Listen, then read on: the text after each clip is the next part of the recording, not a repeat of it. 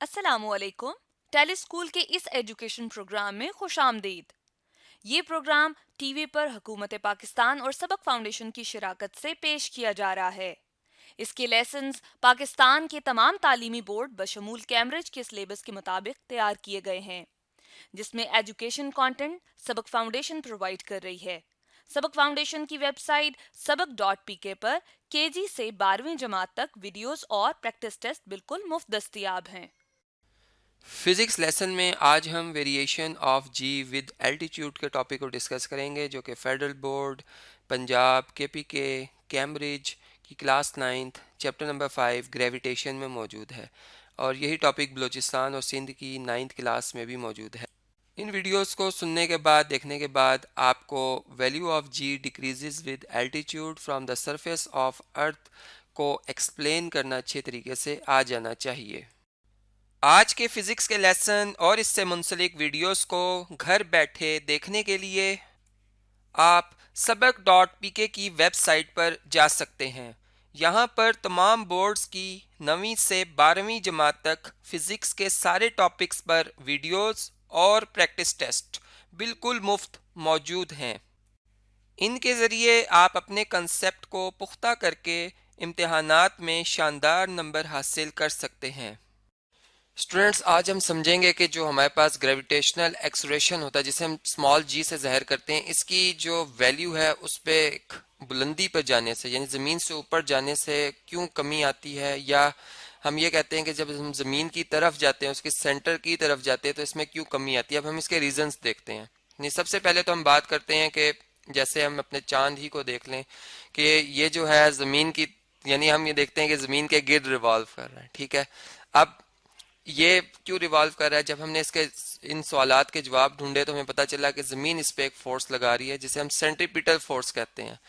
और फिर चांद भी उतनी ही अमाउंट में एक फोर्स लगा रहा है, जिसे हम सेंट्रीफ्यूगल फोर्स कहते हैं, जो कि दोनों बैलेंस्ड है, और इसलिए ये ऑब्जेक्ट जो है, यानी ये चांद जो है, ज़मीन के गिर्द रिवॉल्व कर रहा है। लेकिन अब अगर हम एक बॉल को ऊपर फेंकते हैं, कोई बॉल अगर मैं ऊपर फेंकता हूँ कि चलें ये भी चांद की तरह रिवॉल्व करे, तो ये वापस ज़मीन पे आ जाती है। ये ऐसा क्यों होता है? तो इसका ये जो सवाल है जी, इसका जवाब हमें न्यूटन लॉ ऑफ ग्रेविटेशन में मिल जाता है कि जो दो हमारे पास ऑब्जेक्ट जिनके कुछ डिफरेंट मैसेज हों, तो अब वो इन दोनों में एक फोर्स पाई जाती है, फोर्स ऑफ अट्रैक्शन, जिसकी मैग्नीट्यूड हम इस तरह से निकाल सकते हैं कि अगर ये फर्ज करें स्मॉल बॉल जिसका मैस में स्मॉल एम से जाहिर कर रहा हूँ, जो अर्थ है इसका मैस में कैपिटल एम से जाहिर कर रहा हूँ, तो इन दोनों का प्रोडक्ट लिया जाएगा, और इस प्रोडक्ट को ग्रेविटेशनल कांस्टेंट, जो कि पूरी कायनात में यूनिवर्सल कांस्टेंट कहलाता है, इसकी वैल्यू एक जैसी रखी गई है, तकरीबन एक जैसी है, और इसको फिर हम इस वैल्यू को जो आती है इसे डिवाइड कर देते हैं इन दोनों ऑब्जेक्ट्स के जो सेंटर ऑफ मास के दरमियान जो डिस्टेंस होता है। यानी यहाँ से सेंटर ऑफ मास लेना ये बहुत इंपॉर्टेंट है, और इसकी इंपॉर्टेंस मैं आपको अभी लेक्चर के दौरान ही समझाऊंगा कि क्यों है। तो ये डी फर्ज करें, ये डिस्टेंस डी बनता है, तो ये डी स्क्वायर से हम इसे डिवाइड कर देते हैं। तो इस तरह से ये हमारे पास उस फोर्स की मैग्नीट्यूड आती है जो कि न्यूटन लॉ ऑफ ग्रेविटेशन हमें प्रोवाइड करता है। अब इस तरह से है कि चूंकि हर दो ऑब्जेक्ट एक दूसरे को इतनी फोर्स से अट्रैक्ट कर रहे हैं, तो फिर हमारी जो अर्थ है वो एक ऑब्जेक्ट जब अपनी तरफ अट्रैक्ट करती है तो वो एक इसमें एक्सेलरेशन प्रोड्यूस करती है, जिसे हम जी कहते हैं, और इसकी वैल्यू यानी इंक्रीज हो रही होती है। जैसे हम देखते हैं ऊपर से चीज नीचे जमीन की तरफ आ रही होती है, तो वो तेजी से और तेजी से और तेजी से जमीन की तरफ आ रही होती है। यानी अगर फर्ज करेंगे एक 100 मंजिला बिल्डिंग पे अगर हम खड़े हैं, या 100 चले मीटर बुलंदी पर हम खड़े हैं, और इधर से मैंने एक ऑब्जेक्ट फेंका है नीचे, तो अभी ये मेरे हाथ में है, तो इस वक्त इसकी इनिशियल वेलोसिटी फर्स्ट कर लें 0 मीटर पर सेकंड है। लेकिन आफ्टर 1 सेकंड अगर मैं इसे छोड़ देता हूँ, तो आफ्टर 1 सेकंड जो इसकी वेलोसिटी होगी वो कितनी हो जाएगी जी? 10 मीटर पर सेकंड। यानी एक खास, हमने देखा न्यूमेरिकली, एक खास हाइट पर जो एक्सलेरेशन प्रोड्यूस होती है वो 10 मीटर पर सेकंड स्क्वायर के हवाले से हो रही होती है। ठीक है, पर यानी हम कहेंगे 10 मीटर पर सेकंड स्क्वायर के हवाले से। लेकिन ये देखा गया कि अगर हम और ऊंची हाइट पे चले जाते हैं, काफी और ऊंची हाइट पे चले जाते हैं, तो फिर ये जी की वैल्यू जो है वो ये 10 नहीं रहती। यानी ये जो है हम यूं बात कर सकते हैं कि सतह समंदर के नजदीक या सी लेवल के नजदीक अगर हम देखें तो वैल्यू ऑफ जी इतनी है, लेकिन अगर हम उन पहाड़ी इलाकों में चले जाएं तो वहां पर ये जी की वैल्यू जो है वो स्लाइटली 10 से कम होती है, यानी वहां पर ये 9.9 या 9.8 तक हो जाती है। इसका मतलब कि हम बुलंदी पर जैसे जैसे जाते हैं तो जो जी की वैल्यू है वो यानी ज़मीन की, अगर हम इस तरह से कहें कि अगर एक चार्ज या एक पंखे से, एक पंखा ऑन है और उसके यानी सामने हम जितना जाते जाएंगे तो जाहिर बात है कि उसकी जो हवा है हम पे ज़्यादा असर करेगी, और उससे हम जितना दूर जाते जाएंगे तो हवा कम असर करेगी। और यहाँ भी बिल्कुल यही बात है कि ज़मीन की ग्रेविटेशनल जो फील्ड है उसके यानी ज्यादा असर उसका उसकी हम कह सकते हैं सरफेस के ऊपर है। और ये तुम फील्ड की डायरेक्शन अगर हम देखें सर्कुलर है, यानी ये जमीन चूंकि हम कहते हैं गोल है और हर तरफ से ये हर ऑब्जेक्ट को अपनी तरफ, अपने सेंटर की तरफ अट्रैक्ट कर रही है। तो फिर अगर हम इस फील्ड से ऊपर जाएंगे तो ये फील्ड की स्ट्रेंथ कम हो जाएगी, जिससे कि हमने कहा था कि फील्ड की स्ट्रेंथ जो हम जी से भी निकाल सकते हैं, जी भी कह सकते हैं, और हम ये भी कहते हैं कि ये वेट यानी वो फोर्स जो कि ज़मीन उस ऑब्जेक्ट पे लगा रही होती है उसे हम वेट कहते हैं, और जो मैस है उस ऑब्जेक्ट का, ये अगर हम एम ले रहे हैं तो ये रेशो जो हमारे पास आती है ये बेसिकली स्ट्रेंथ बताती है। तो हमने देखा कि जब हम एक ऑब्जेक्ट को, जैसे हम एक मिसाइल फायर करते हैं, तो वो मिसाइल जो है जब बहुत बुलंदी पे चला जाए तो फिर वो काफ़ी देर तक हवा में फ्रीली मूव कर सकता है, नहीं उस पर ग्रेविटी असर कर रही होती है लेकिन वो तेज़ी से ज़मीन की तरफ नहीं आता है। प्रोजेक्टाइल मोशन तो होता है, यानी इस तरह से वो एक हम कह सकते हैं एक बुलंदी के बाद ज़मीन की तरफ आ रहा होता है, लेकिन वो काफ़ी फासला तय कर लेता है। तो इस तरीके से फिर हमने देखा कि जी की वैल्यू तो जिस तरह जैसा हम बुलंदी पे जाते हैं वो कम होती जाती है। इसी वजह से जो चांद है ज़मीन से काफ़ी दूर है, काफ़ी हाइट पर हम ये कह सकते हैं, और इसी वजह से ये ज़मीन पर अब नहीं आते, यानी इस इधर ज़मीन की स्ट्रेंथ इतनी कम है इसकी ग्रेविटेशनल फील्ड की कि अब चांद को ये वापस अपनी तरफ नहीं अट्रैक्ट कर सकता, बल्कि ये चांद पे एक एक ग्रेविटेशनल एक्सलेरेशन तो प्रोड्यूस कर रहा है जो कि इससे मजबूर करती है कि ये सर्कुलर पाथ में रिवॉल्व करता रहे, और इसीलिए ये मूव कर रहा होता है ज़मीन के गिर्द। तो ये बातें हमें पता चली। तो इसी से अगर हम एक रिलेशन निकालें अगर दो मैसेज के हवाले से, क्योंकि Newton third law of motion भी न्यूटन लॉ ऑफ ग्रेविटेशन को ओबे करता है, ये बात हम जानते हैं, तो फिर इसका मतलब कि अगर ज़मीन एक ऑब्जेक्ट के ऊपर इतनी अमाउंट में फोर्स लगा रही है तो वो ऑब्जेक्ट भी ज़मीन पर इतनी ही फोर्स लगा रहा है, जिसे कि हम न्यूटन सेकंड लॉ से निकाल सकते हैं। यानी अगर मैं कहूँ कि एफ वो फोर्स है जो कि ऑब्जेक्ट ज़मीन पर लगा रही है, तो ज़मीन के मैस से यानी मैस ऑफ अर्थ से और उस एक्सलेरेशन से जो कि ज़मीन, यानी हम ये कह सकते हैं कि वो एक्सप्रेशन जो कि ये ऑब्जेक्ट ज़मीन पे प्रोड्यूस कराना चाह रहा है उससे अगर हम इसे मल्टीप्लाई कर दें, ठीक है, तो वो एक्सप्रेशन निकालना ज़रा डिफ़िकल्ट है। तो हम ये जानते हैं कि एक्शन एंड रिएक्शन के हवाले से ये बात बराबर ही है, तो फिर हम उस फोर्स को ही ले लेते हैं जो कि वेट है, यानी जो ज़मीन हम पे फोर्स लगा रही है, तो उसमें तो हम सादे अल्फाज में अपने ही मैथ्स को मल्टीप्लाई कर देंगे किससे जी, ग्रेविटेशनल एक्सप्रेशन से, तो ये आ जाएगी हमारे पास वैल्यू। अब इन दोनों इक्वेशंस को यानी एक मैंने इक्वेशन ड्राइव की न्यूटन लॉ ऑफ ग्रेविटेशन से। चलें इसे फर्ज कर लें कि ये वो फोर्स है जो मैं ज़मीन पे लगा रहा हूँ और ये वो फोर्स है जो कि ज़मीन मुझ पे लगा रही है, जिसे मैं वेट यहाँ पर लिख देता हूँ। यहाँ पर एफ मैंने लिखा हुआ है, ये वेट अगर लिख दूँ तो ज़्यादा बेहतर हो जाएगा। तो ये आ जाएगा जी हमारे पास डब्ल्यू। अब एफ और डब्ल्यू इक्वल है, इन दोनों को कंपेयर करें तो G M M over D square ये किसके इक्वल आ जाएगा जी, एम जी के इक्वल आ जाएगा। और यहाँ से अगर हम देखें एम से अगर दोनों तरफ डिवाइड कर लें, यहाँ भी एम से डिवाइड, यहाँ भी एम से डिवाइड, तो एम एम से कैंसिल हो जाएगा, जबकि हमारे पास जी जो है एक्सीलरेशन ड्यू टू ग्रेविटी जो है ये किसके इक्वल आएगी G, gravitational constant times multiply by mass of the earth divided by distance, यानी जो है वो उस ऑब्जेक्ट से जो कि एक खास हाइट पर है। अब मैं ये कहता हूँ ये ऑब्जेक्ट अगर फर्ज करें एच हाइट पर है, जमीन से, जमीन की सरफेस से अगर एच हाइट पर है तो हमारे पास ये रिलेशन आ रहा है। और इसमें अब डी जो डिस्टेंस होगा बेसिकली वो क्या बन जाएगा जी, वो फिर बन जाएगा एच हाइट प्लस रेडियस, चूंकि सेंटर दोनों के सेंटर से हमने ये डिस्टेंस लेना था, और ये जो मैंने एच हाइट ली है ये भी इस ऑब्जेक्ट के सेंटर से जमीन के सरफेस तक का डिस्टेंस लिया है, यानी ये बात याद रहे कि ये इस ऑब्जेक्ट के सेंटर से मैंने डिस्टेंस लिया। तो यहाँ से जो है इसी वैल्यू को मैं ऐसे भी लिख सकता हूँ कि G into mass of the earth और डिवाइडेड बाय यहाँ पर h प्लस आर और इसका होल स्क्वायर। तो आप यहाँ से देख सकते हैं इस रिलेशन से, इस इक्वेशन से हमें ये बात पता चलती है कि जो वैल्यू ऑफ g है जो कि हाइट के हवाले से, चले मैं यहाँ पे h लिख देता हूँ, अब हम हाइट के हवाले से इसको बात कर रहे हैं तो इधर h इधर लिखा तो इधर भी h, कि हम अगर 10 मीटर पर होंगे तो इस रिलेशन से हम देख सकते हैं कि उस वक्त कितनी ग्रेविटेशन एक्सट्रेशन प्रोड्यूस हो रही है। अगर हम 100 मीटर पर हैं तो ये हम यही रिलेशन हमें ये वैल्यू बता देगा कि हमारे पास उस वक्त ग्रेविटी की जो स्ट्रेंथ है वो कितनी, यानी इससे हम ग्रेविटी की स्ट्रेंथ भी जो है ग्रेविटेशनल फील्ड की स्ट्रेंथ भी निकाल सकते हैं। तो जी आप जानते हैं कि जो कि एक हमारे पास यूनिवर्सल कांस्टेंट है जिसकी वैल्यू जो है वो कैवेंडिश apparatus से निकाली गई थी, जो कि अप्रॉक्सीमेट यानी 6.67 इंटू 10⁻⁻11 न्यूटन मीटर स्क्वायर पर केजी स्क्वायर है इसकी वैल्यू, जो कि स्लाइटली यानी कुछ मैसेज के लिए या मटेरियल्स के लिए थोड़ी सी तब्दील होती है, लेकिन इसको यूनिवर्सल कांस्टेंट ही कहा जाता है, इसलिए हम इसी को यूज़ करते हैं। और फिर अगर हम ये बात सारी जान जाएं, ये बातें हमें पता चल जाएं, तो अब हम ये देख सकते हैं कि जो वैल्यू ऑफ जी है वो जैसे जैसे हम ऊपर जाएंगे ज़मीन से वो कम होती जाती है। हमें इसका बिल्कुल क्लियर हो गया अब कि अगर हम ज़मीन की तरफ जाते हैं यानी सेंटर की तरफ जाते हैं तो फिर वैल्यू ऑफ जी डिक्रीज क्यों होती है, यानी इसको तो इंक्रीज हो जाना चाहिए, क्योंकि हम बहुत क्लोज होते जा रहे हैं ऑब्जेक्ट के। तो इसका रीज़न ये है कि जब हम सेंटर ऑफ द अर्थ की तरफ मूव करते हैं, ठीक है, तो जो हम जानते हैं कि ज़मीन चारों तरफ से हमें घेरे हुए है। अगर हम ज़मीन के एक खास पास से ज़मीन की सेंटर की तरफ मूव करें तो बाकी जो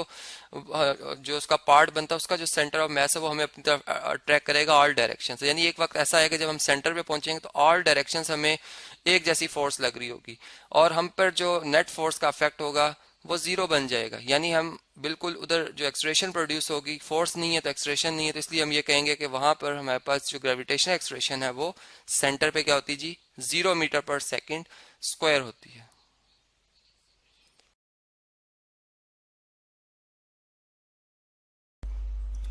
स्टूडेंट्स प्रॉब्लम सॉल्व करेंगे हम variation of G with altitude से रिलेटेड। हमारे पास स्टेटमेंट है स्टूडेंट्स कि हमारे पास find the acceleration due to gravity on the surface of the Mars.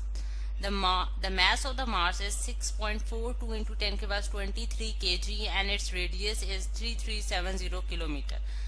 अब इस स्टेटमेंट से जो हम डाटा कलेक्ट कर रहे हैं स्टूडेंट्स वो हमारे पास क्या है, सबसे पहले हम डाटा लिख लेते हैं। हमने acceleration due to gravity find out करनी है और आज जैसे कि आप जानते हैं स्टूडेंट्स कि हमारे पास एक्सेलरेशन ड्यू टू ग्रेविटी जो है वो कौन सी एक्सेलरेशन होती है, वो एक्सेलरेशन होती है स्टूडेंट्स कि अगर हम किसी भी चीज को अर्थ की सरफेस या फिर किसी भी, जिस तरह से हम कहते हैं कि हमारे पास डिफरेंट प्लैनेट्स हैं और वो एक उनके अंदर जो है एक फोर्स ऑफ अट्रैक्शन जो है वो अप्लाई करते हैं ऑब्जेक्ट्स के ऊपर। यानी कि अगर कोई ऑब्जेक्ट जो है वो उनकी सरफेस से किसी हाइट पे ऊपर जाता है तो वो उसको अपनी तरफ अट्रैक्ट करते हैं और जिस अट्रैक्शन की वजह से वो बॉल या फिर कोई भी ऑब्जेक्ट जो है वो उनकी सरफेस पे गिरता है तो हम उस एक्सेलरेशन को क्या कहते हैं कि हम जी कहते हैं। यानी कि उसको हम जी से रिप्रेजेंट करते हैं और जी जो है वो हमने किसके लिए फाइंड आउट करनी है, हमने मार्स के लिए फाइंड आउट करनी है। हमारे पास मार्स जो है वो एक प्लैनेट है, जिस तरह से अर्थ की जो हमारे पास एक्सेलरेशन ड्यू टू ग्रेविटी की जो वैल्यू है स्टूडेंट्स वो हमारे पास कितनी है, अगर मैं अर्थ के लिए लिखूं तो हमारे पास वो कितनी है 9.8 मीटर्स पर सेकेंड स्क्वायर। ठीक है, ये हमारे पास अर्थ की हमें नोन है, लेकिन हमने इस केस में किसकी फाइंड आउट करनी है, मार्स की फाइंड आउट करनी है। अच्छा, अब हम जी की वैल्यू हम फाइंड आउट करना चाहते हैं और उसके बाद हमें मैस दिया हुआ है मार्स का, जो कि हमारे पास कितना है 6.42 इंटू 10 की रेस पावर 23 kg। ठीक है,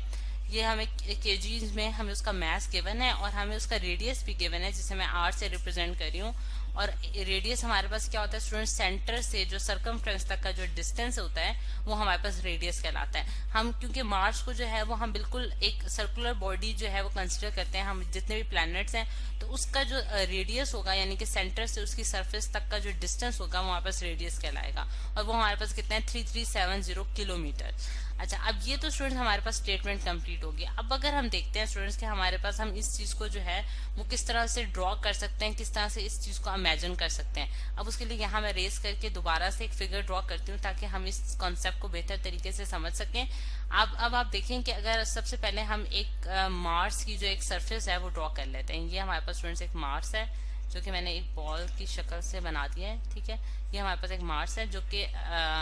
जिसका हमारे पास अगर मैं इसका रेडियस ड्रॉ करूं स्टूडेंट्स तो हमारे पास इसके सेंटर से जो सर्कमफ्रेंस तक का डिस्टेंस होगा वो हमारे पास आर कहलाएगा। ठीक है, अब हमने क्या करना है कि हमने जो है एक्सेलरेशन ड्यू टू ग्रेविटी की वैल्यू फाइंड आउट करनी है on the surface of the Mars. अब इस चीज को जो मैं हाईलाइट कर रही हूँ ये मैं इसलिए कर रही हूँ कि हमने इसकी सरफेस के ऊपर यानी कि यहाँ अगर मेरे पास कोई ऑब्जेक्ट मैं रख देती हूँ उस ऑब्जेक्ट के लिए जो इसकी अट्रैक्शन होगी यानी कि ये जिस एक्सेलरेशन से इस बॉडी को अट्रैक्ट कर रहा होगा अपनी तरफ वो हमने उसकी जो वैल्यू है वो हमने फाइंड आउट करनी है, जिसे मैं जी से रिप्रेजेंट कर रही हूँ, ठीक है। यानी कि ये उसकी सरफेस पे ही लाई कर रहा है ऑब्जेक्ट, ठीक है। और जो इस मैस यानी कि जो हमारे पास मार्स का जो मैस है, जिसे मैं कैपिटल एम से अगर डिनोट कर दूं, वो हमें गिवन है, वो कितना है स्टूडेंट्स, 6.42 इंटू 10⁻23 kg। अब यहाँ भी मैं इसको चेंज करने लगी हूँ स्टूडेंट्स कि हमारे पास यहाँ भी मैं इसको कैपिटल एम से डिनोट कर देती हूँ, ताकि आपको ये कंफ्यूजन ना हो कि इधर जो है वो हमारे पास कैपिटल एम जो है वो मैस ऑफ द मार्स है, ठीक है। अच्छा, ये हमारे पास मैस ऑफ द मार्स हो गया, और आर जो है वो इसका रेडियस है। अब अगर हम देखें स्टूडेंट्स कि हमने जो एक टॉपिक पढ़ा था जिसपे हमने variation of G with altitude जो है उसको हमने स्टडी किया था, कि उसके लिए हम एक फॉर्मूला जानते हैं जो कि हमारे पास है। यहाँ मैं उसके सोल्यूशन की तरफ आती हूँ और उसमें मैं फॉर्मूला लिखूंगी स्टूडेंट्स, जो हमने पढ़ा था कि variation of G with altitude के लिए जो हमने फॉर्मूला पढ़ रखा है वो हमारे पास कुछ इस तरह से है। G इज इक्वल्स टू, यहाँ मैं लिख देती हूँ, G is equals to students G capital G into M divided by R plus H, ठीक है, R प्लस H का होल स्क्वायर, ठीक है। ये हमारे पास स्टूडेंट्स फॉर्मूला आ जाता है जो कि हमने पढ़ा था। अब अगर आप देखें इस फॉर्मूले को गौर से, तो हमें G जो है वो अगेन हमें एक्सेलरेशन ड्यू टू ग्रेविटी की वैल्यू बताएगा। यहाँ जो कैपिटल G है स्टूडेंट्स, ये हमारे पास क्या है, ये हमारे पास ग्रेविटेशनल कांस्टेंट है, जो कि न्यूटन्स ग्रेविटेशनल लॉ में हमने स्टडी किया था कि G की जो वैल्यू होती है वो हमारे पास कितनी होती है, 6.67 into 10⁻11 Newton metre square upon kg square, ठीक है। यहाँ न्यूटन, इधर मैं थोड़ा सा रेज करके इसको यहाँ लिख देती हूँ, Newton metre square upon kg square. अच्छा, अब ये देखिए स्टूडेंट्स, हमारे पास ये तो हमारे पास G की वैल्यू आ गई। अब अगर हम देखें कि यहाँ कैपिटल M जो है वो अगेन हमारे पास मैस ऑफ द जो भी आप प्लैनेट या फिर जो भी आप कंसिडर कर रहे हैं जिसका आपने फाइंड आउट करनी है G की वैल्यू, उसका मैस यहाँ आपने इनपुट करना है। R जो है वो हमारे पास इसका रेडियस होगा जो कि हमें गिवन है। H जो है वो हमारे पास क्या चीज है, यहाँ H जो है स्टूडेंट हमारे पास, जिस तरह से हमने टॉपिक में भी पढ़ा था, ये हमारे पास एल्टीट्यूड को जाहिर करता है। एल्टीट्यूड जो है वो हमारे पास यहाँ जो H से रिप्रेजेंट किया जाएगा। अब यहाँ अगर हम देखें इस केस में जो कि हमें प्रॉब्लम गिवन है, इस केस में हमारे पास एल्टीट्यूड की वैल्यू क्या है, 0 है। इस वजह से 0 है क्योंकि जिस ऑब्जेक्ट यानी कि हम बेसिकली क्या फाइंड आउट करना चाह रहे हैं, हम इस मार्स का जो है वो इसकी सरफेस के ऊपर, यानी कि ये जो इसकी सरफेस है स्टूडेंट, जिसे मैं पर्पल लाइन से अगर शो करूं, मैं इसकी सरफेस के ऊपर G की वैल्यू फाइंड आउट करना चाहती हूँ। यानी कि मैं इसको किसी हाइट पे नहीं फाइंड आउट करना चाहती, किसी एल्टीट्यूड पे नहीं फाइंड आउट करना चाहती, ठीक। और इस वजह से मैं H की वैल्यू जो है वो 0 लूंगी, क्योंकि इस केस में मेरे पास को डिस्टेंस जो है वो कौन सा वाला डिस्टेंस है, R डिस्टेंस ही है, यानी कि उसकी सरफेस तक का जो डिस्टेंस है वो R है, उससे ज्यादा कोई भी इंक्रीज नहीं आ रहा जिसमें मैंने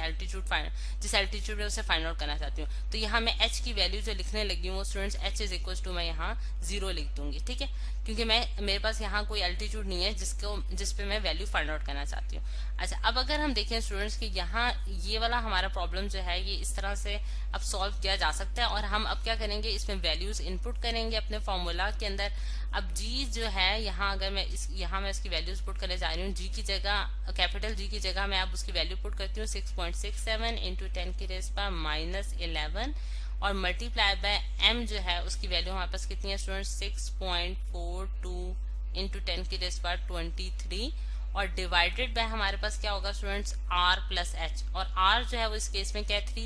3370 किलोमीटर और प्लस H जो है वहां पर 0 है। तो इस वजह से ये H जब 0 होगा तो हमारे पास 0 प्लस समथिंग जो है वो हमारे पास मतलब R ही बचेगा और उसका स्क्वायर हमने लेना होगा। लेकिन अब वैल्यू इनपुट करने से पहले मुझे डाटा को एक दफा जो है वो स्कैन करना है कि आइदर मेरे पास जो डाटा है वो SI यूनिट्स में मौजूद है कि नहीं। अब हम जैसे कि हम देख सकते हैं स्टूडेंट्स कि हमारे पास मैथ्स जो है वो kg में गिवन है, इस वजह से ये हमारे पास SI यूनिट है मैथ्स का। लेकिन हम अगर रेडियस की तरफ आते हैं तो रेडियस हमें किलोमीटर्स में गिवन है और किलोमीटर हमारे पास SI यूनिट नहीं है, तो मुझे इसको कन्वर्ट करना है मीटर्स में। और जैसा कि हम जानते हैं स्टूडेंट्स के 1 किलोमीटर में हमारे पास कितने होते हैं, 1000 मीटर्स होते हैं, ठीक है। और अगर मैं इसको मीटर में कन्वर्ट करूं तो मुझे क्या करना पड़ेगा स्टूडेंट्स, मल्टीप्लाई करना पड़ेगा 1000 के साथ। तो मेरे पास R की जो वैल्यू आती है वो कितनी आती है, 3370 और फिर आगे मुझे 1 2 3 जीरोस और लगाने पड़ेंगे, ये मेरे पास मीटर में आ गया, ठीक। अब यहाँ मैं दोबारा जो है वो इसकी वैल्यू 33700004 जीरोस मैंने इसमें डाले हैं